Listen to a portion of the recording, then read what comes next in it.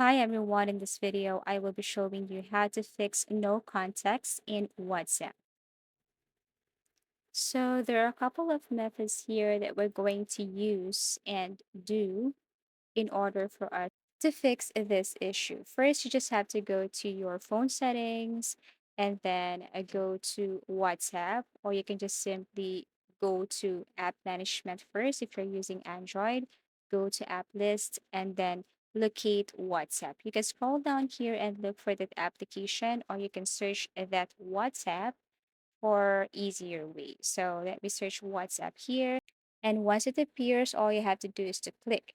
Now here you have to locate permissions, click permissions, and you have to make sure that you allowed the option contacts.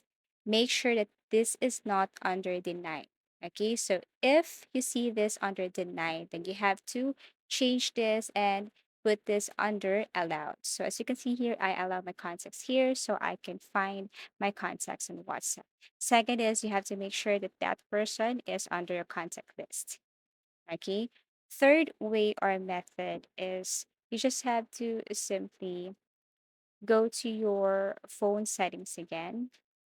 And this time you have to search for privacy. And once you look or search for that privacy, what you want to do is to make sure that this person is not blocked on your contact list. Because the tendency, if this person is blocked on your contacts, then obviously you cannot search or add this person on your WhatsApp. Okay, so go to privacy and then tap this block and filter and make sure that you haven't blocked someone here. Okay, so that's the third method. And the very last thing is you have to create a backup for that. So if you have created a backup for your contact list, what you want to do is simply log into your WhatsApp again or log into your account. And then at this time, you have to look for the three dots. This one, tap this three dots here and then look for settings, tap this, scroll down till you see chats, and scroll down again till you see chat backup. Click back up and log in to your Google account, and then there you will see all your contact lists that you have saved to this Google account.